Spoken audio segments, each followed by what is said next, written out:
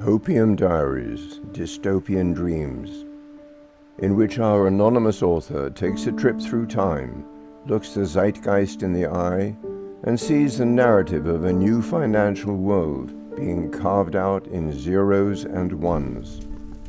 The fire grows hotter. Visionaries who kindled the early flames are not surprised to see the turning heads of the once doubtful elite. A stubborn few still remain with their backs to the blaze, seemingly prepared to stay that way until they are engulfed by the advancing inferno. Yet again, voices cry out that we are at boiling point, that now is the time to rise from the ashes and let loose the financial revolution. But is this level of optimism deserved? Burnt by the growing heat of the technological furnace, the closest skeptics melt away, sneers turn to self-seeking strategy, and cynics cry for redemption or amnesia as they shun their past beliefs and join the line to fuel the fire. Bullish news updates fan the flames of this new financial era, but can the light shine through the peaks and troughs of this dark and volatile market? The inevitability, the race for digital currency has reached a governmental level.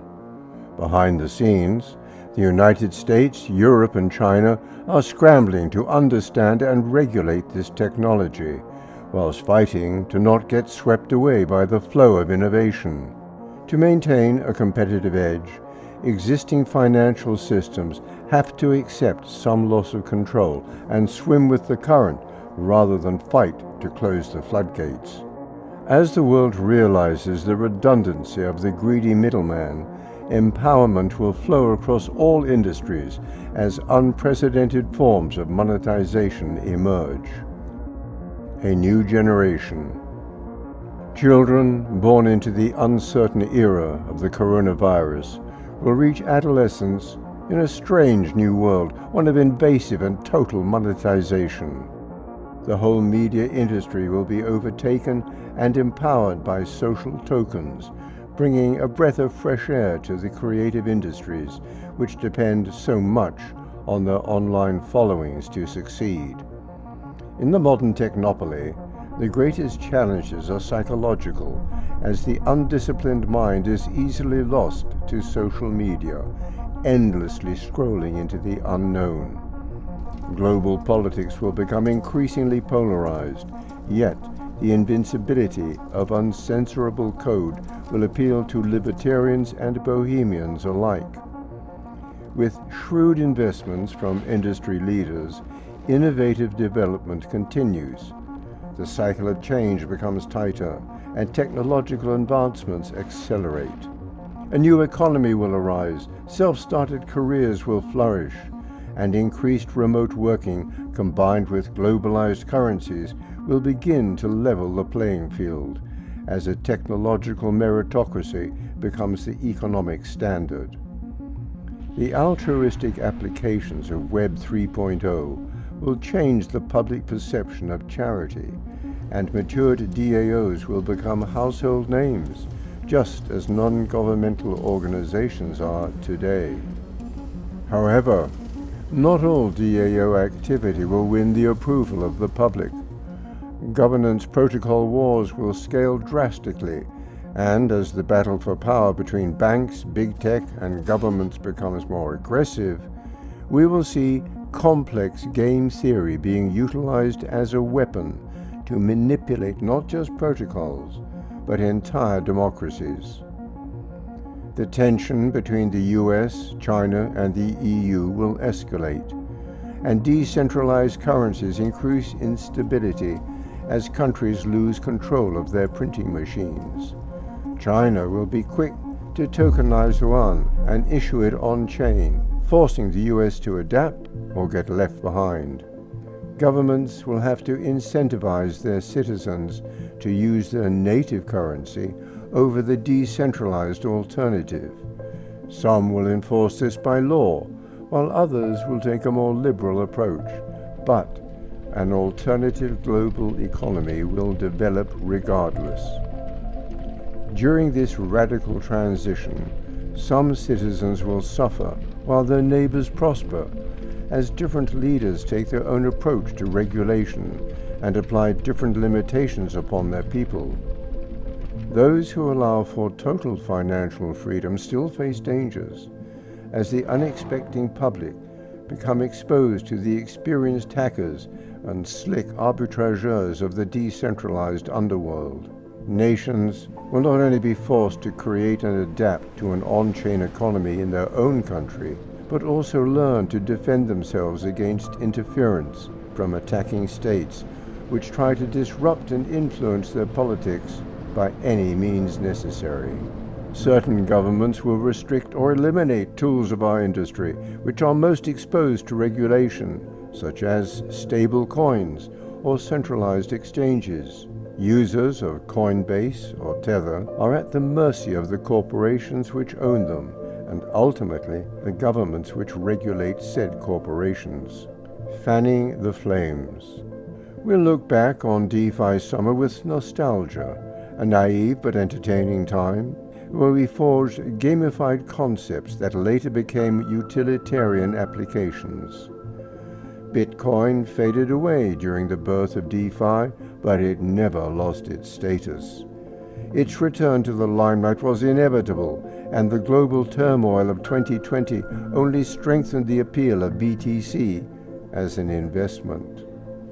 With the benefit of hindsight, we'll see that DeFi summer brought increased liquidity and volatility to the markets, capturing the attention of some larger players who used their influence to turn the eye of the market onto the large-cap currencies where they feel most comfortable. Optimism around Bitcoin and Ethereum continues to rise, triggered in 2020 by bullish news from established financial institutions such as JPM, Square, and MicroStrategy. Those who are bold enough to look the zeitgeist in the eye and place their bets accordingly will reap huge rewards over the coming years, as the narrative of the new financial world is carved out in zeros and ones.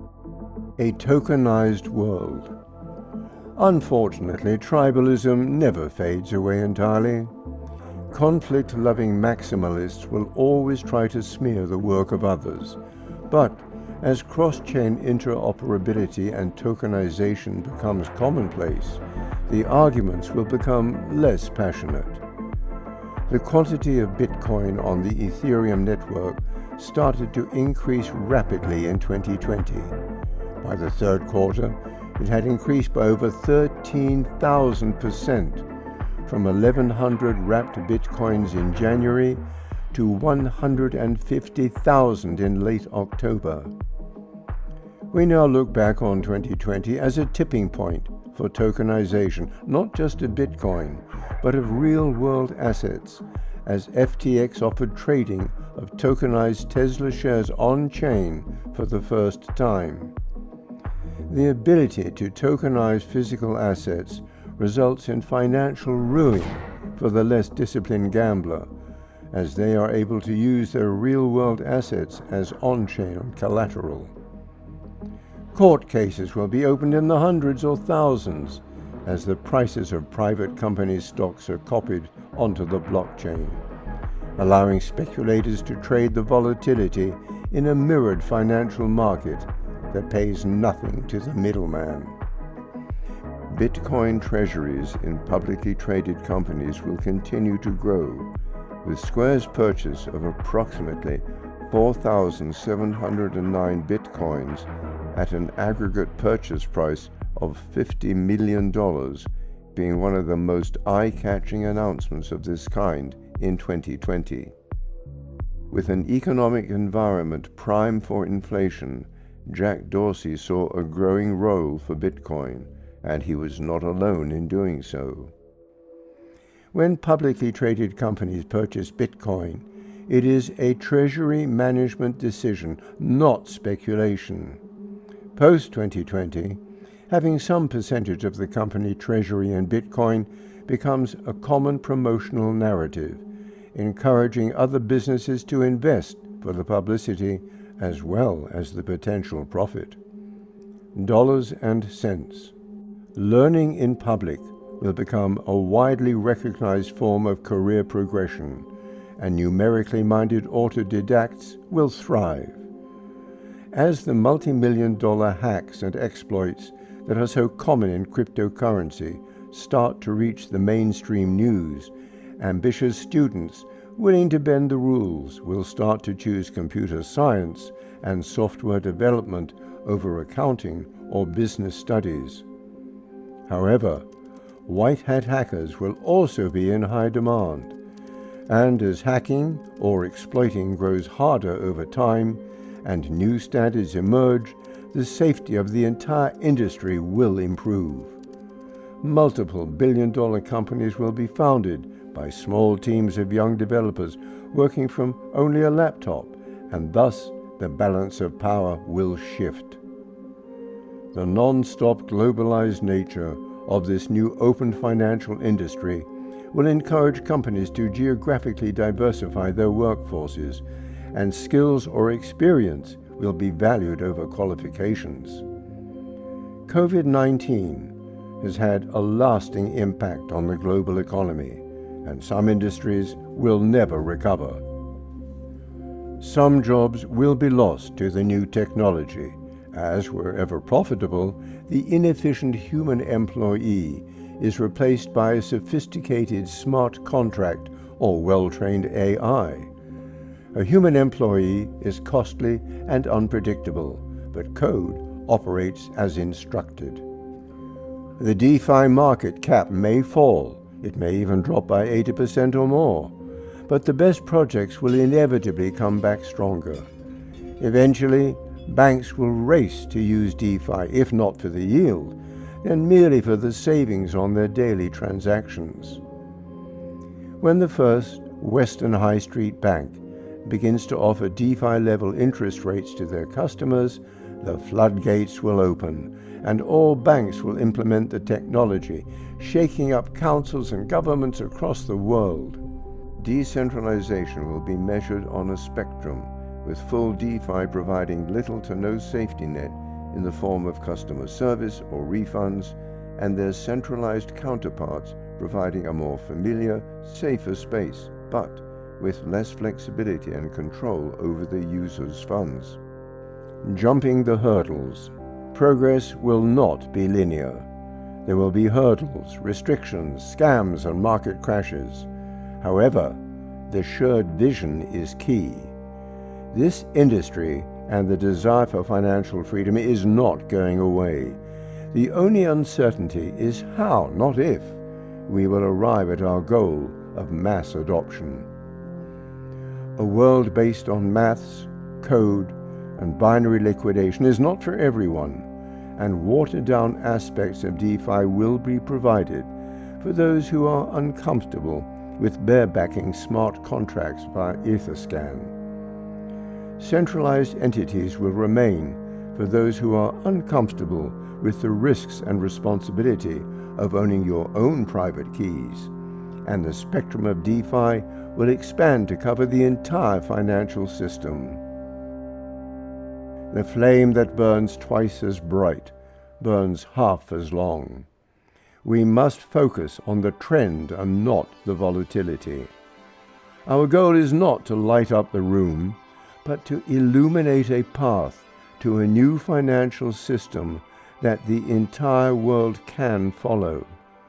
Let's not build more experiments for the experts, but instead create tools that welcome newcomers, that invite them in, and provide a better future that empowers us all.